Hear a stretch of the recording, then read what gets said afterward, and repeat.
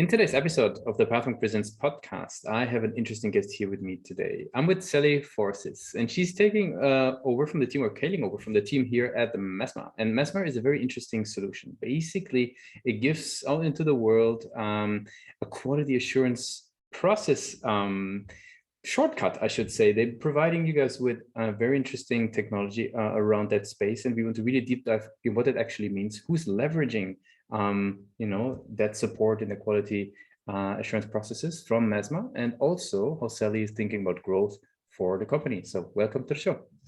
Hi, thanks for having me. Of course. So give us, Sally, an overview. What is Mesma all about in your own words? Okay, so we're a UK-based B2B, mainly SaaS business. We operate in the UK, a bit in Ireland and elsewhere globally. Our software platform is called Mesma, the same as the business, and it's a suite of interconnecting software products, as you've described. We help our customers to build their quality assurance practices on the platform, and we're very focused on working with organisations in education and other public services. Very good. That gives us a quick overview what it's all about, but maybe let's deep dive a little bit more into that. Who are the types of organizations, the types of people that are leveraging the platform, and what sort of the key issues that they solve with it? Okay, so typically we work with like education and training providers. So school, right from sort of like sixth form mainly in the UK. So that would be colleges, universities, training providers, regulators within the sector as well, and accrediting bodies work with us because they often operate in quite a complex or heavily regulated environment. They're expected to meet certain standards in quality, and that can be quite a complicated and complex area of management. So lots of data flying around, coordinating and managing people to follow processes consistently and getting them involved, even though that's not typically their day job.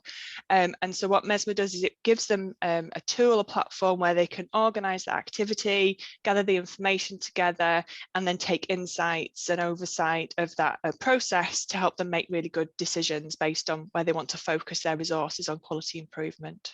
It makes a lot of sense. And I think you alluded to it, but just so that people fully grasp it, like what types of roles do the key people really have that, leverage the platform? Are these like from the operational side of things, more from an admin angle? Like where does it come from, that demand?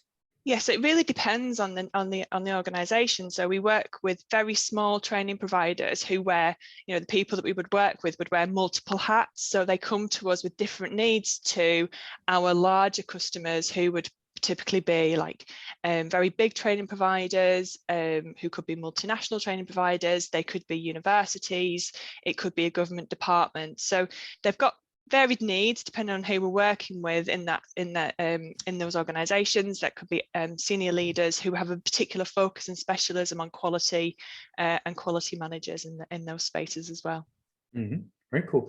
Now, what would you say, how do these folks actually learn about Mesma? Like what does the journey look like? Or in other words, what are the key client acquisition channels that you guys leverage from them, hearing about Mesma to then actually getting started? So we specialize in quality improvement in our vertical markets. So content marketing is a significant proportion of our initial engagement with our customers. We have a really good presence on LinkedIn, for example, because that tends to be where our customers hang out. We do regular PR with trade press, specialist websites, and our networks. We do lots of events and webinars. We're really fortunate that we work with many great partners in different parts of the sector on joint projects, and that helps us to engage new audiences.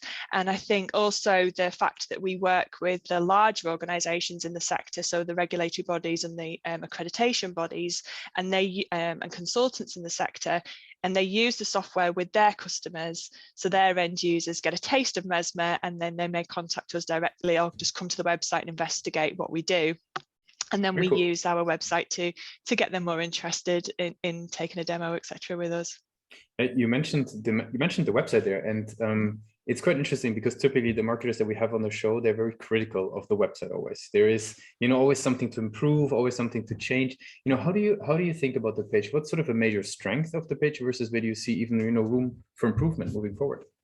So yeah, we actually refreshed our website about 12 months ago now, and it was from a rebranding exercise that we did earlier on in last year. So I think the thing with our website and with any website is that it's a work in progress, continual work in progress. So we're always making changes, we're tweaking the messaging. It's something that we'll be very focused on this year in terms of just really making sure that our value proposition is front and center all the time. And as we start to introduce new products to our suite of software, that we're reflecting how that value proposition changes. So I think it's just being on top of the website and making sure that we're continually refreshing and updating it.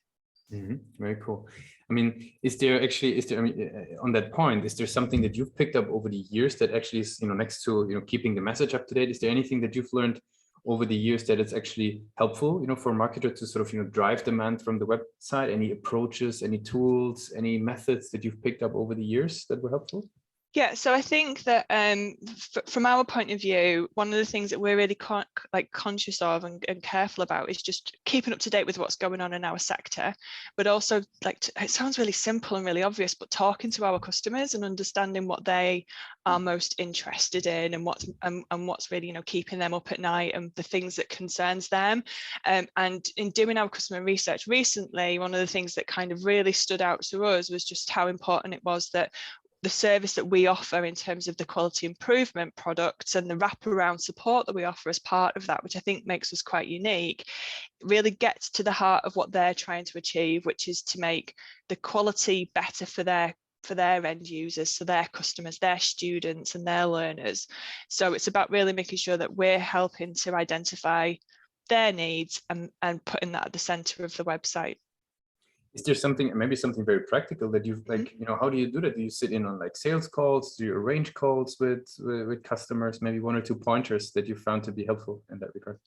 Yeah, so a couple of different ways really. So I wear two hats in the business as well. So I'm still quite heavily involved in business development at Mesma. So I fortunately get to speak to our customers all the time. I think one of the things that we try to do that's quite unique to us is build really strong relationships with our customers. So we're quite fortunate in the fact that we provide consultancy support as well, which means that we go out and we spend time with our customers, actually working with them on real problems that they have and trying to implement solutions with them, either on site or working with them remotely. So we get to know them very, very well.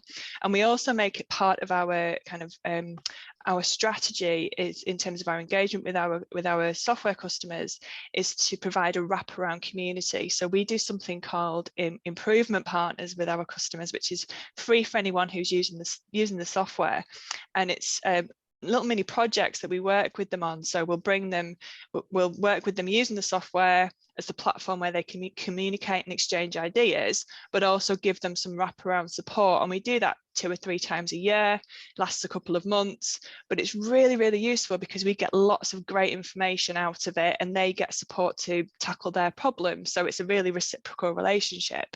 And that's just one example of the way in which we try to be a bit innovative about how we engage with our customers, just to really understand what they need from us.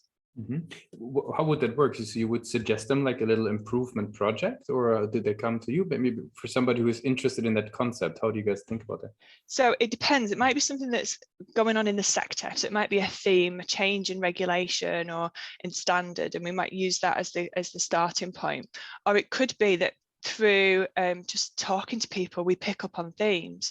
So the one we're doing at the moment is around how do our customers support learners who have education needs, additional educational needs, and investigating how well they meet the requirements of those learners and those students that they work with, and using the software to identify where those gaps are and then running the improvement plan on there, and we'll support them through that process. So we do it through a number of different ways, and really through that listening exercise, really listening to what our customers are telling us is the thing that they're most interested in doing at the moment. Very cool. I mean, that's what software in the end should be all about, right? Really understanding deeply the problem and actually helping to solve it. Yeah. Yeah, no, very good. Super interesting. Appreciate you giving us an insight there. I want to sort of switch gears a little bit because we talked about Mesma, we talked about what you guys are doing, who you're serving, how you're thinking about growth.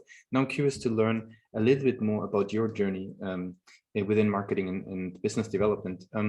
there is so much content out there, right? You could read blogs, books, podcasts, listen to podcasts all the time. Yeah. Where do you go? Like, what's your way of filtering? What's your favorite resources? How do you sort of deal with all the noise out there? So I'm kind of new to being an official kind of like professional marketer. I spent the first sort of 10 to 15 years of my career working in business development in the sales side.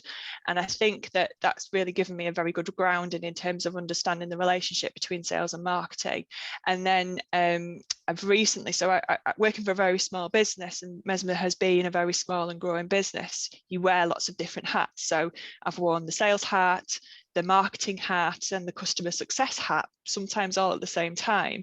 But now I'm very focused on marketing, and I'm actually doing a level 6 apprenticeship in marketing. So that's like a university level apprenticeship, and I'm getting that foundation knowledge on marketing strategy that I'm then able to use in the tactical marketing stuff that we do around the website and SEO and all the email marketing that we do. You're right, there's just so much to think about and to learn, and it's very easy to go down these rabbit holes, but actually just having great people around you, having a program to work on has been really helpful to me, and just it keeps you focused on the things that you need to work on. Very cool.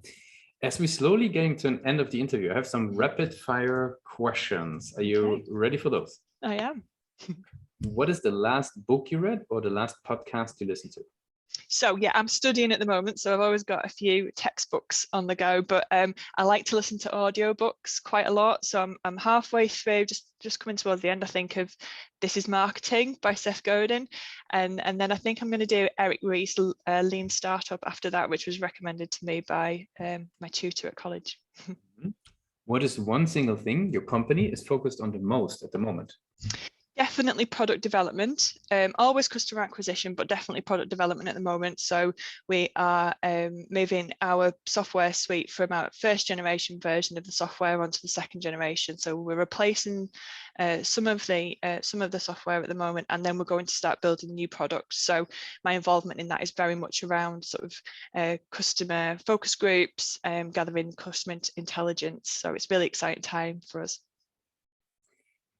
If there would be no boundaries in technology, what would be the one thing that you would fix for your role today? Probably more intelligent data cleansing. So managing data, particularly on the sales side, takes an awful lot of work and effort. So if there was a fairy out there that could do some of that work, that would be really helpful. That's pretty good. What's the last thing that kept you awake at night about the business? Now I'm going to say the kind of like standard cheesy thing to say, which is if you get it right for the customer, you don't have to worry about anything else. And that's very true. And I do believe in that. But when you have limited time, it's about really prioritizing what to do next and where am I going to have the biggest impact. So that's the thing that I tend to think about an awful lot. And for the very last question, I would like to do a little bit of time travel, right? Let's go back to the days of University of Sunderland, if you allow, right? Yeah. So you're heading out of formal education into the world of business. You already mentioned that you're currently sort of supplementing that with some further certification. Now, back to that days. Now you're heading out of formal education into the world of business, business development. What's the one advice you would give yourself for your journey?